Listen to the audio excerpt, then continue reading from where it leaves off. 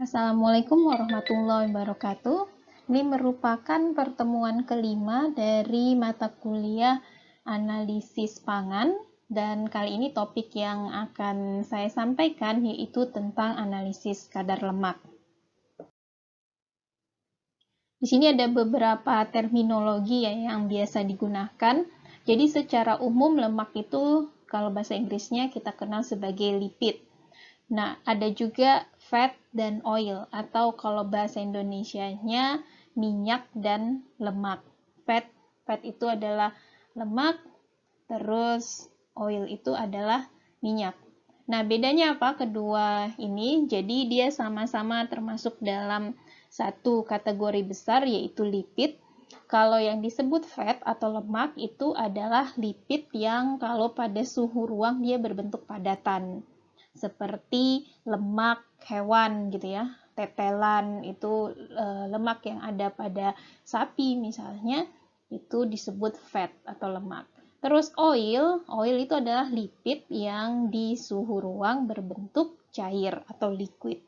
Oil misalnya minyak sawit, minyak kedelai, itu kalau di suhu ruang dia akan berbentuk cair.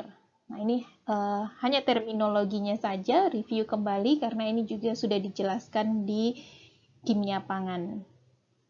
Nah, ketika kita berbicara analisis kadar lemak, yang dimaksud dengan lemak di sana atau lipid itu merupakan kumpulan dari senyawa. Jadi bukan hanya satu senyawa, tapi kumpulan dari senyawa yang secara umum dia larut di dalam pelarut organik. Pelarut organik itu apa saja? Misalnya ada ether, kloroform, heksan, dan sebagainya.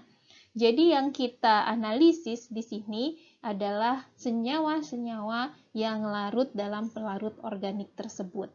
Nah, senyawa-senyawa yang tidak larut dalam pelarut tersebut tidak kita analisis. Itu secara umum ya tentang kadar lemak. Metode-metode untuk menganalisis kadar lemak atau lipid dalam suatu bahan pangan itu banyak caranya.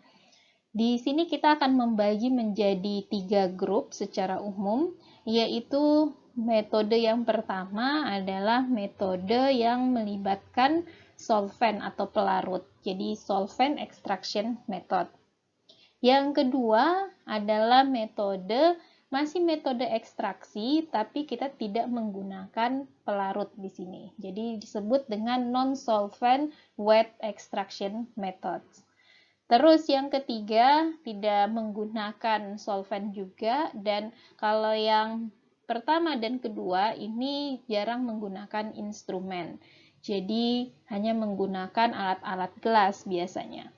Nah, untuk yang metode ketiga ini menggunakan instrumen. Biasanya metodenya jadi lebih cepat, butuh sampel yang sedikit, dan bahkan mungkin tidak merusak sampelnya karena kita menggunakan alat untuk membaca berapa banyak kadar lemak dalam suatu bahan pangan.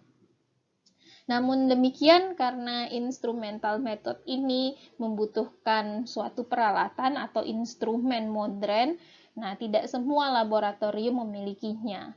Jadi yang kebanyakan digunakan itu adalah metode yang pertama, yaitu solvent extraction method.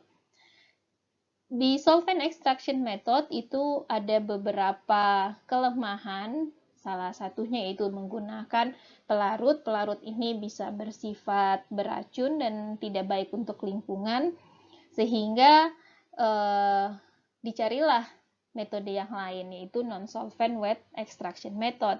Dan juga ada beberapa sampel itu tidak bisa atau tidak cocok dianalisis kadar lemaknya dengan menggunakan solvent extraction method. Nah, jadi kita gunakanlah non-solvent wet extraction method. Contohnya adalah produk susu. Produk susu itu banyak mengandung kadar airnya tinggi. Nah, dia lebih cocok kalau dianalisis dengan metode yang kedua. Kita akan lebih membahas metode pertama dan kedua. Untuk metode yang ketiga, yaitu instrumental method, ini akan diperkenalkan saja nama-namanya, sehingga mahasiswa yang mendengarkan mata kuliah ini, jika ingin mempelajari lebih lanjut, bisa mencari sumber-sumber pustaka yang terkait. Yang pertama, solvent extraction method. Dari namanya saja ya, dia melibatkan solvent atau pelarut. Jadi, prinsipnya adalah kita mengkuantifikasi atau menghitung kadar lipidnya yang telah kita ekstrak. Jadi, kita ekstrak dulu. Ekstraknya menggunakan apa? Menggunakan pelarut organik. Apa sih yang disebut dengan pelarut organik? Tadi beberapa kali disebutkan.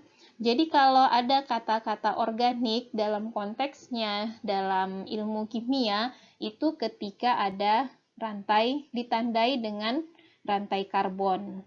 Jadi bukan organik di sini bukan sesuatu yang alami gitu ya, seperti beras organik atau sayur organik, itu merupakan suatu bahan atau produk pertanian tanpa menggunakan pestisida ataupun pupuk-pupuk sintetis.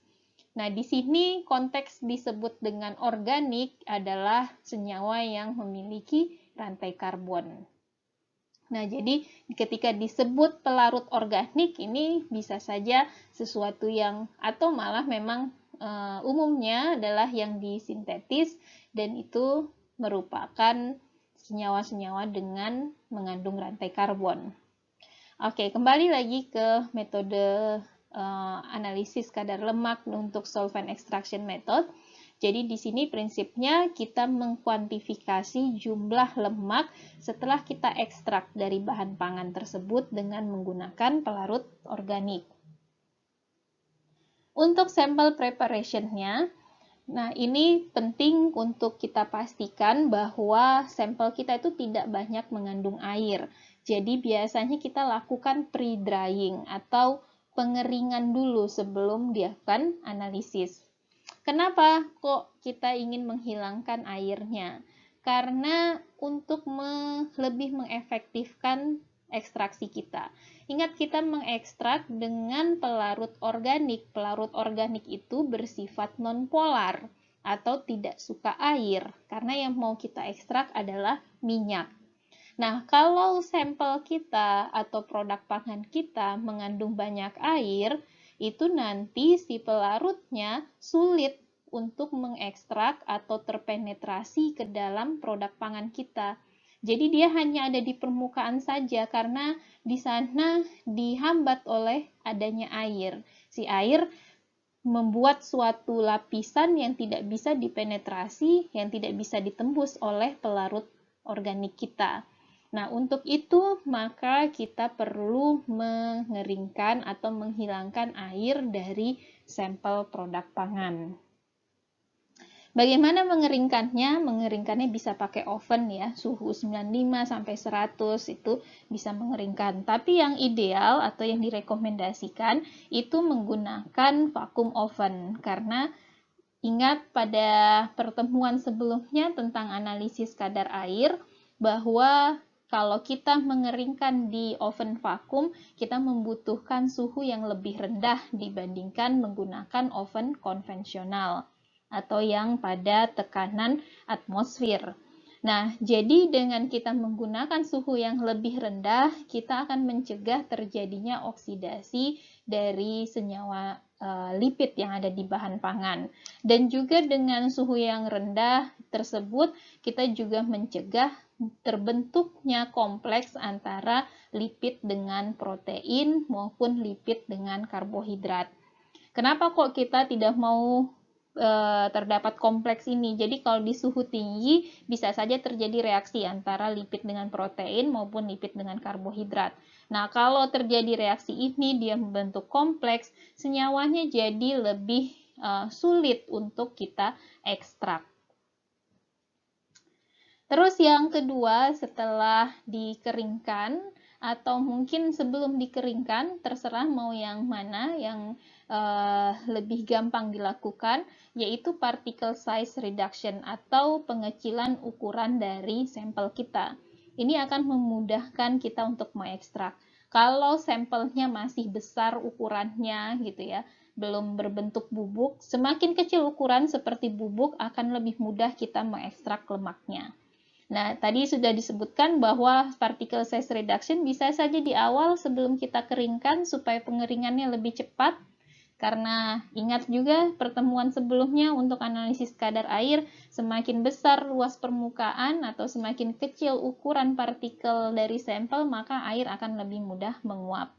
Tapi kadangkala pengecilan ukuran ini lebih mudah dilakukan kalau sampelnya sudah dikeringkan, karena dia kalau dalam bentuk basah mungkin lebih sulit untuk kita gerus atau kita tumbuk atau kita blender. Jadi tergantung mana yang lebih mudah, apakah dikecilkan ukurannya di awal baru dikeringkan atau dikeringkan dulu baru dikecilkan ukurannya. Terus untuk beberapa sampel juga perlu dilakukan hidrolisis menggunakan asam, tapi ini tidak semuanya. Apa gunanya hidrolisis dengan asam? Ini untuk lebih melepaskan lemak yang ada di dalam bahan pangan. Jadi di matriks bahan pangan itu kan di sana ada protein, ada karbohidrat ya. Di situ ada lemak juga. Nah, ketika protein atau karbohidrat itu membentuk kompleks dengan lipid, tadi akan sulit kita untuk mengekstraknya. Untuk memecah protein, untuk memecah karbohidrat, itu kita bisa lakukan hidrolisis menggunakan asam.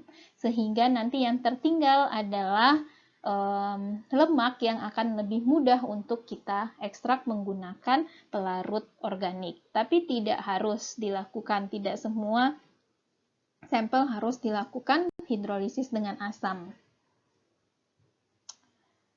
Oke.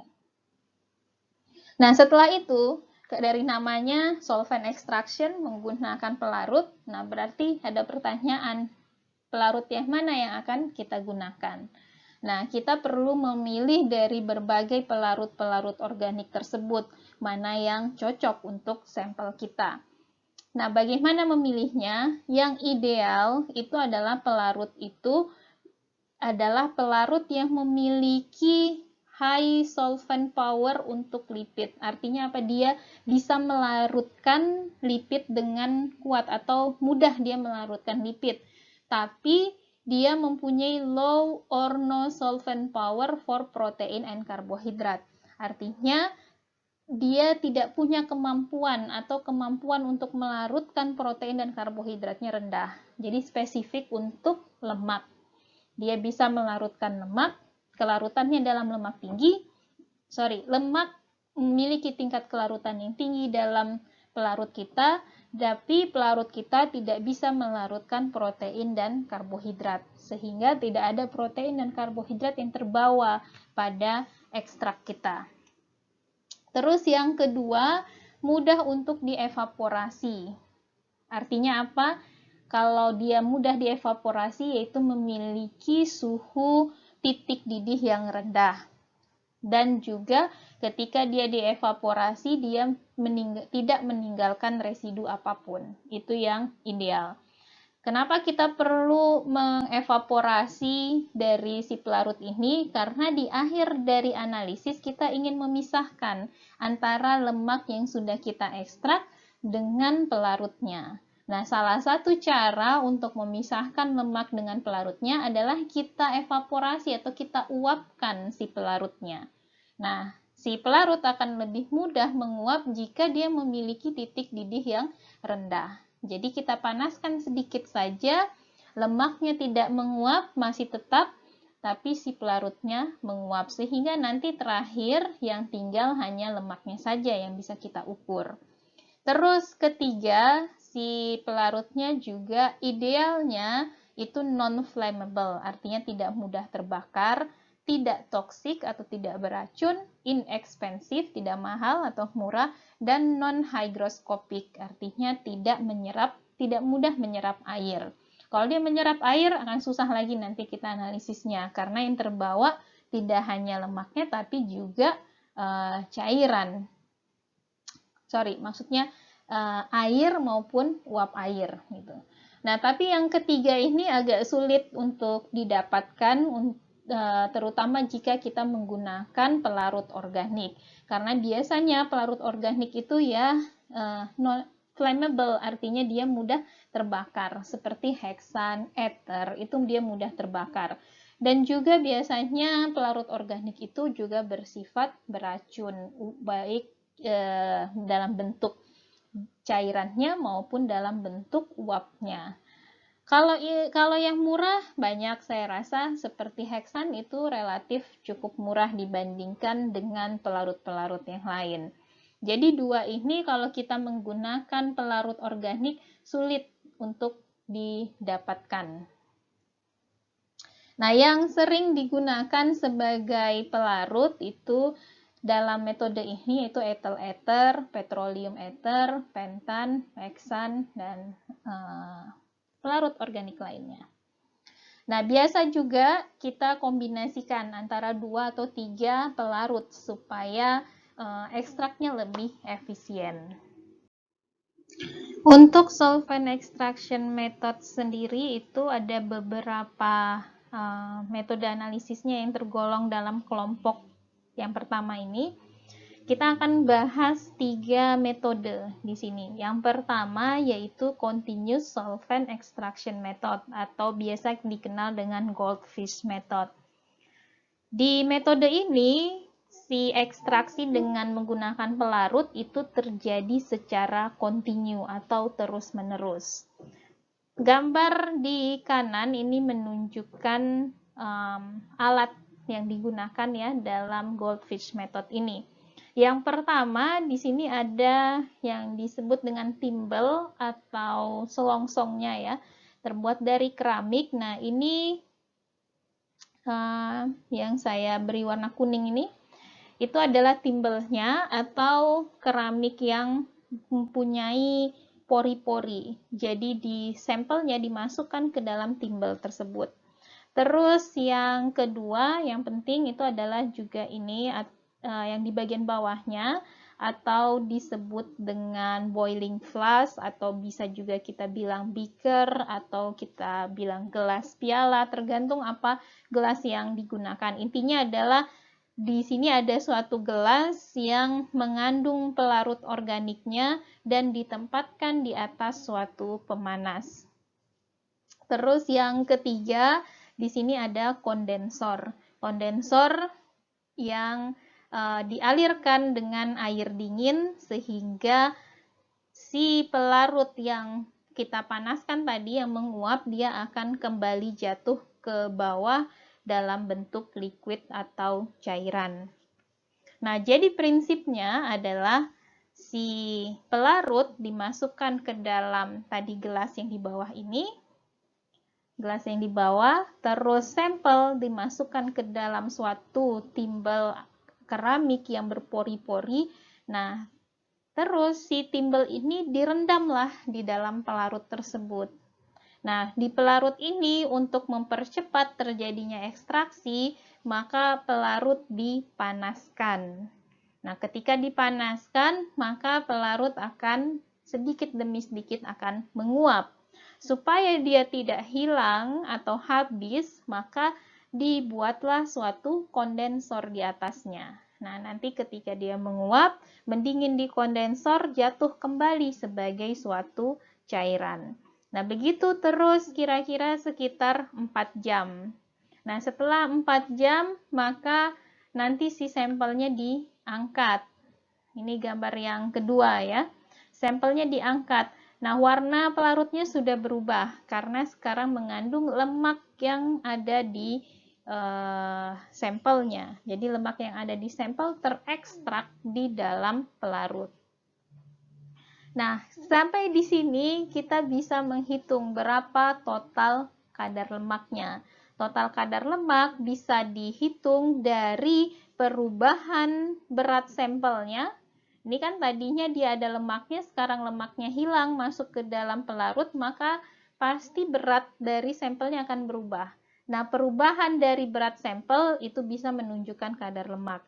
Atau yang kedua, bisa juga yang kita timbang itu adalah si gelas pialanya atau gelas yang tadinya mengandung si pelarutnya. Nah, kalau gelas kosongnya pertama sebelum dimasukkan pelarut sudah kita timbang, terus setelah diberi pelarut dan dilakukan ekstraksi, lalu pelarutnya kita hilangkan atau kita evaporasi, nanti yang tertinggal di dasar ini itu adalah lemak. Nah, berarti berat gelasnya akan bertambah setelah dilakukan analisis. Nah, pertambahan berat ini sama dengan jumlah lemak yang ada di gelas tersebut. Nah, jumlah lemak inilah nanti yang bisa kita gunakan untuk menghitung kadar lemak dari produk pangan kita. Jadi ini kalkulasinya, misalnya kalau kita menghitung kadar lemaknya berdasarkan berat yang tertinggal di beakernya atau di gelas pialanya, yaitu berat lemak sama dengan beaker, yaitu berat dari beakernya ditambah berat lemak, dikurang berat beaker kosongnya di awal ya, berat beaker kosong yang kering di awal sebelum kita lakukan ekstraksi. Nah, hasilnya adalah berat lemak. Nah, nanti kadar lemak ini bisa tergantung mau basis basah, mau basis kering. Apa itu basis basah dan apa itu basis kering? Tolong dilihat di link ini.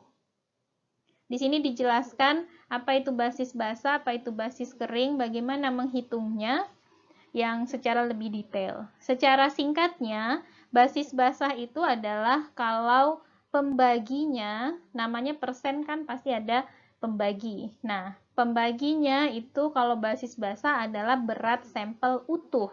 Berat sampel utuh artinya termasuk di situ dia masih ada airnya. Kalau dia bilang basis kering, maka pembaginya adalah berat sampel kering. Jadi sudah tidak ada lagi airnya. Nah, untuk tadi kita sudah dapat berat lemak dari berat beaker plus lemak dikurang berat beakernya. Nah, persen kadar lemak basis basah adalah berat lemak dibagi berat sampelnya. Berat sampel basahnya ya, berat sampel utuh. Itu dikali 100% merupakan kadar lemak basis basah. Nah, oke, yang kedua tadi continuous ya, continuous solvent extraction atau goldfish method. Yang kedua adalah semi continuous solvent extraction method. Biasa dikenal dengan SOHLED. Dan ini termasuk metode yang paling sering digunakan untuk analisis kadar lemak di bahan pangan. Di sini kenapa kok dibilang semi continuous? Karena sampel kita tidak selalu direndam dengan pelarutnya. Kalau di continuous tadi kan sampelnya terendam ya. Seperti ini. Ini sampelnya terendam terus. Kalau di SOHLED, sampelnya tidak selalu terendam. Jadi di SOHLED itu ada yang pertama, ada boiling flask-nya juga. Yang ini, boiling flask, di situ berisi pelarut organiknya. Nah, terus ini ada pemanas. Pemanasnya, nah jadi pemanas dia panaskan si pelarut kita. Nah, pelarutnya karena dipanaskan dia akan menguap. Ini yang bentuknya totol-totol ini ya, yang kecil-kecil ini itu menggambarkan pelarut yang dalam bentuk uap. Nah, karena dia berbentuk uap, maka dia akan terbang naik-naik ke atas gitu ya. Nah, sampailah dia di kondensor. Ini kondensor. Di kondensor karena suhunya dingin, maka uap tadi akan turun berbentuk cairan. Ini gambar cairannya, tetesan-tetesan pelarut. Nah, cairan ini dia akan mengisi dari tabung SOHLED yang di dalamnya ada sampel. Ini sampel kita. Nah, si cairan ini karena dia menetes terus gitu kan sampai akhirnya penuh seperti gambar ini ya. Dia lama-lama penuh, naik. Nah, ini penuh. Nah, nanti di sini ada namanya ini sifon. Sifon, ketika sifonnya sudah sampai batas atas, maka si cairan ini akan jatuh ke bawah semuanya, kembali ke boiling flask tadi. Jadi ada masanya ketika si pelarut itu penuh merendam sampelnya dan ada masa ketika pelarut itu keluar semuanya, kembali lagi ke boiling flask. Nah, di sini itu kenapa disebut dengan semi continue karena dia tidak selalu terendam di dalam pelarutnya. Tapi keuntungannya adalah pelarutnya fresh terus. Kalau yang di goldfish tadi, ini kan pelarutnya jadi semakin lama semakin jenuh karena mengandung lemaknya. Kalau yang di sini, ya karena si sampelnya tidak langsung berinteraksi dengan pelarut yang ada di boiling flask, tapi si pelarutnya diuapkan dulu, baru nanti hasil kondensasi dari pelarutnya yang berinteraksi dengan sampel, maka pelarutnya itu selalu fresh, yang berinteraksi dengan sampel tidak jenuh. Sehingga diharapkan ekstraksinya akan lebih maksimum atau optimum dibandingkan dengan metode goldfish. Tapi kelemahannya metode Sochlet ini membutuhkan waktu yang lebih lama dibandingkan dengan yang goldfish method. Terus bagaimana cara kita menentukan kadar lemaknya? Sama tadi dengan yang goldfish method ya, bisa dengan dua cara, bisa dengan kita menghitung perubahan berat yang ada di sampel ini. Nah, sampel ini kan tadinya dia ada lemaknya, terus sekarang karena sudah diekstrak, maka beratnya akan berubah. Perubahan berat pada sampel ini bisa menunjukkan jumlah lemak yang ada di bahan pangan. Atau cara yang kedua adalah dengan menghitung berat boiling flask-nya. Boiling flask-nya tadinya kalau si semua pelarutnya diuapkan, maka yang tersisa hanya lemaknya di sini. Nah, perubahan berat dari boiling flask itu juga bisa menunjukkan berapa banyak lemak di produk pangan kita. Nah, ini prosedurnya. Yang pertama, seperti tadi ya, sample preparation. Kalau sampel kita mengandung air yang banyak, ya dalam hal ini besar dari 10% kadar airnya, maka sampelnya perlu kita keringkan dulu, pre-drying. Bisa di vacuum oven, di oven vakum maupun di oven biasa pada suhu sekitar 95 sampai 100 derajat Celcius. Setelah itu kita timbang si sampel kering tadi ya sekitar 2 gram.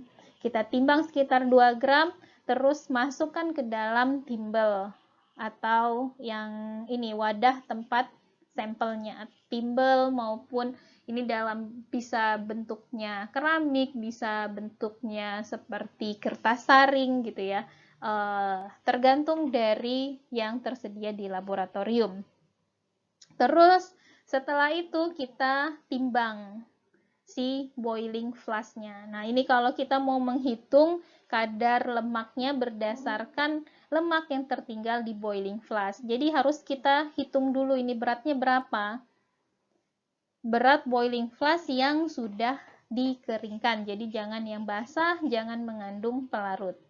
Terus setelah itu masukkan pelarutnya ke dalam boiling flask-nya. Jadi kita masukkan si pelarutnya, baru setelah itu di assembly atau dirakit. Nah, biasanya itu dia beda-beda, ini kan bisa dibuka-buka ya, antara ini kondensor, ini satu bagian, ini socketnya satu bagian, terus boiling flask-nya satu bagian. Nah, sekarang karena sampelnya sudah tersedia, sudah di dalam timbel, sudah ditimbang, boiling flask-nya juga sudah ditimbang, sudah dimasukkan pelarut, maka kita rakit satu-satu, jadilah satu kesatuan alat socket ini. Nah, terus kita ekstrak dengan memanaskan si pelarutnya. Berapa lama ekstraknya tergantung kecepatan dari kecepatan dari si pelarutnya menetes ke sampelnya. Kalau sekitar 5-6 tetes per detik, maka kita butuh waktu sekitar 4 jam. Tapi kalau misalnya menetesnya lambat, itu kita butuh waktu bisa butuh waktu sekitar 16 jam. Itu kalau misalnya menetesnya hanya 2-3 tetes per detik. Jadi bisa kita lihat, kita ukur gitu ya, kira-kira dalam 1 detik itu berapa tetes sih yang kita amati gitu. Kok bisa ada yang lambat, bisa ada yang cepat, itu tergantung dari suhu yang digunakan dan juga seberapa efisien dari kondensor yang kita gunakan gitu. Terus yang selanjutnya, prosedur selanjutnya yaitu setelah dilakukan ekstraksi selama 4 jam maupun 16 jam, kita lakukan pengeringan pada si boiling flash-nya. Jadi si boiling flash itu kita hilangkan si pelarutnya. Pelarutnya ini bisa kita hilangkan benar-benar hilang, tidak kita ambil lagi, atau kita kumpulkan. Jadi kita lakukan soklet ulang lagi, tapi tidak ada sampelnya. Sehingga nanti larutan yang terkumpul di sini, di bagian tempat sampel, itu bisa kita ambil dan kita gunakan untuk analisis berikutnya. Setelah itu, setelah boiling flash sudah bebas dari pelarut, sudah kering, yang tersisa di sana hanya lemaknya saja, maka kita timbang lagi beratnya. Nah, ini berat yang terakhir. Nah, berat si boiling flash yang mengandung lemak dikurangi berat boiling flash di awal yang tidak ada lemaknya, maka kita akan dapat gram berat dari lemak yang ada di sampel tersebut. Nah, terus kalau kita mau menghitung berapa persen kadar lemaknya di dalam, nah sini saya kasih contoh dalam basis kering, dry weight basis. Kalau tadi sebelumnya basis basah. Nah, perbedaannya di sini adalah pembaginya. Kalau yang tadi, kalau basis basah, pembaginya adalah berat sampel utuh, termasuk air-airnya. Nah, kalau di sini tadi kan kita keringkan dulu. Yang kita timbang adalah berat sampel kering. Nah, karena pembaginya berat sampel kering, maka kita sebutnya sebagai basis kering.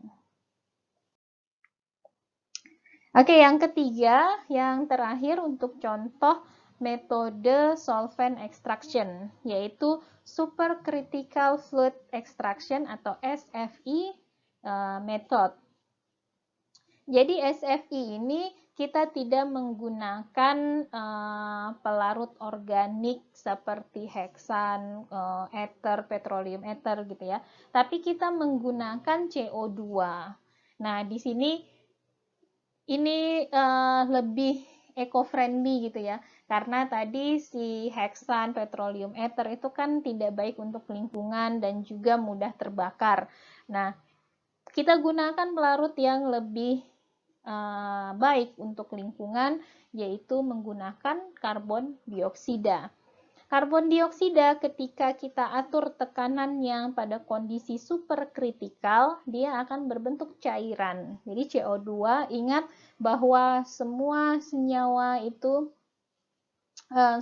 ada 3 fase untuk suatu senyawa, ada fase cair, fase padat, maupun fase uap. Nah, atau fase gas. Nah, CO2 ini juga demikian, bisa berbentuk uap atau gas dan juga bisa berbentuk cair tergantung tekanannya. Nah, jadi di sini kita buat dia tekanan superkritikal sehingga CO2-nya berbentuk cair. Nah, berbentuk cair ini dia akan mengekstrak dari si lemak yang ada di bahan pangan kita, karena CO2 dia bersifat non-polar.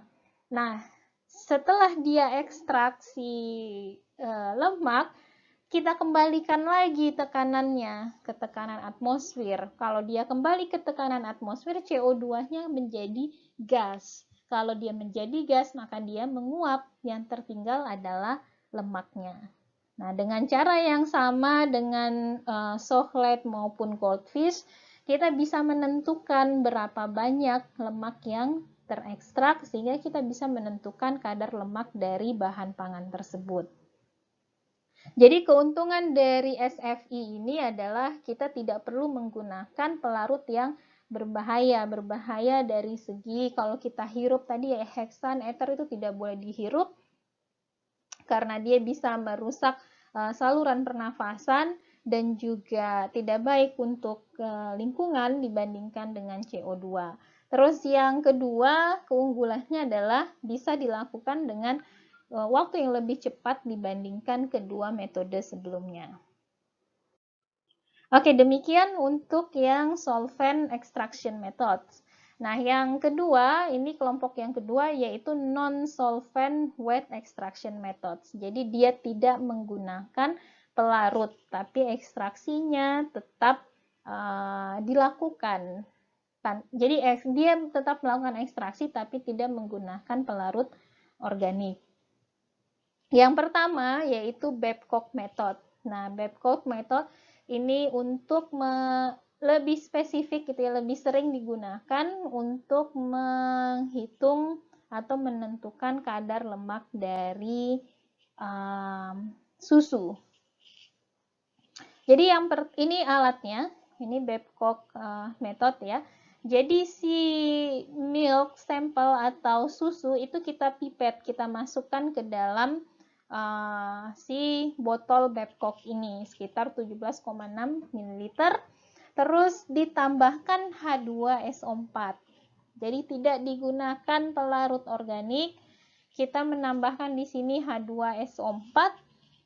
Apa gunanya asam sulfat ini? Yaitu untuk mendigest atau menghancurkan protein dan juga menghasilkan panas sehingga si lemaknya yang tadinya kalau di dalam susu itu kan lemak dia dalam bentuk emulsi dengan protein. Nah, kalau proteinnya kita ganggu, kita hancurkan, maka lemaknya akan terbebas. Nah, kita perlu untuk membebaskan lemak supaya bisa kita ukur berapa banyak lemaknya. Kalau lemaknya bebas, tidak berbentuk emulsi lagi, maka dia akan terpisah antara lemak dengan senyawa-senyawa yang polar seperti ada protein, asam amino, terus air gitu ya. Nah, setelah ditambahkan H2SO4, maka ini si botol Babcock ini kita centrifuge sekitar selama 5 menit. Ini untuk membantu pemisahan antara lemak dengan non-lemak. Nah, setelah disentrifuge, kita tambahkan air panas di sini. Nah, kalau air panas, dia akan tujuannya apa kok kita tambahkan air? Supaya volumenya meningkat. Kalau volumenya meningkat, nanti dia berada di leher dari botol ini. Dan leher dari botol Babcock ini, dia ada angkanya, ada volumenya. Nah, nanti di akhir, itu akan ada terjadi, ingat air sama minyak itu kan dia akan dia punya perbedaan massa jenis. Yang air ada di bawah dan lemaknya ada di atas. Nah, nanti kelihatan ada dua fase di sana. Nah, dua fase ini, fase yang di atas adalah fase lemak, fase yang di bawah adalah fase air. Nah, yang si fase lemak ini nanti kita ukur berapa mililiter dia, sehingga kita bisa tahu berapa jumlah lemak yang ada di susu yang kita amati. Nah, sebagai catatan, metode ini kurang cocok untuk produk yang mengandung coklat maupun yang mengandung tambahan gula. Karena ketika coklat dan gula ini ketika kita reaksikan dengan asam sulfat, dia akan membentuk suatu sharing atau apa ya, seperti arang gitu, ada endapan arangnya. Jadi analisisnya akan terganggu gitu. Kecuali kita modifikasi terlebih dahulu. Modifikasi misalnya untuk kita hilangkan dulu gulanya atau coklatnya, barulah kita analisis dengan menggunakan H2SO4. Terus yang kedua yaitu Gerber method. Ini masih mirip dengan Babcock tadi, prinsipnya juga sama. Dia menggunakan H2SO4 juga untuk membebaskan lemak. Yang berbeda di sini hanyalah alat yang digunakan. Jadi penemunya berbeda, sehingga dia mendesain alatnya juga berbeda. Ini contoh gambar untuk botol Gerber. Terus yang ketiga adalah detergent method. Jadi detergent method ini sebenarnya dia menggunakan prinsip yang sama dengan Babcock maupun Gerber. Jadi kita bisa menggunakan kedua alat tersebut. Hanya perbedaannya adalah H2SO4-nya diganti dengan deterjen. Jadi untuk membebaskan lemak, kita tidak menggunakan asam sulfat tapi menggunakan deterjen. Kenapa? Karena H2SO4 ini kan juga asam kuat, dia bersifat korosif. Nah, jadi ilmuwan mencoba untuk menggunakan suatu senyawa yang lebih aman untuk digunakan di laboratorium. Nah, contohnya adalah deterjen, yaitu dioktil sodium fosfat. Itu dia bisa memecah dari emulsi yang ada di susu tersebut sehingga lemak bisa dibebaskan. Oke, demikian untuk analisis dengan non-solvent ya, tanpa pelarut organik. Yang ketiga, kelompok yang ketiga yaitu instrumental method. Ini adalah suatu metode yang menggunakan instrumen atau alat. Nah, instrumen yang digunakan itu banyak macamnya.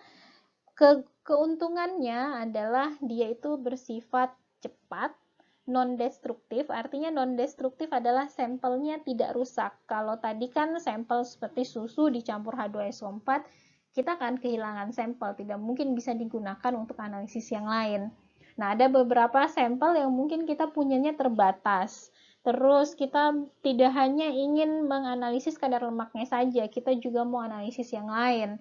Jadi kalau kita rusak untuk analisis kadar lemak, maka kita tidak punya sampel untuk yang lain. Nah, di instrumental method ini salah satu keunggulannya adalah non-destruktif. Artinya sampel kita tidak rusak, bisa kita gunakan lagi untuk analisis lainnya. Terus yang ketiga juga keunggulannya membutuhkan preparasi sampel yang minimal. Jadi kalau tadi kan ada ekstraksinya ya, harus dikeringkan dulu, terus ada yang direaksikan dengan H2SO4 dulu gitu. Kalau ini preparasinya minimal dan juga membutuhkan senyawa kimia yang minimal juga. Tapi kelemahannya adalah equipment-nya bisa saja mahal dan tidak tersedia. Nah, contoh kita tidak akan bahas secara dalam untuk metode yang menggunakan instrumen ini. Saya hanya akan memberikan contoh nama-namanya. Jika ingin mempelajari lebih lanjut, silahkan untuk banyak ya di Google, terutama kalau misalnya mau mencari artikel-artikel ilmiah, itu pakailah Google Scholar. Kalau di Google langsung itu biasanya suka banyak artikel-artikel yang kurang ilmiah gitu. Kalau sudah di Google Scholar pasti yang dia kasih itu adalah jurnal ilmiah maupun paten ataupun buku. Nah, ini contohnya metode-metode instrumental, ada yang menggunakan NMR, Nuclear Magnetic Resonance, bisa juga menggunakan X-ray absorption, terus infrared, dan seterusnya. Baik, demikian untuk topik analisis kadar lemak. Terima kasih atas perhatiannya. Assalamualaikum warahmatullahi wabarakatuh.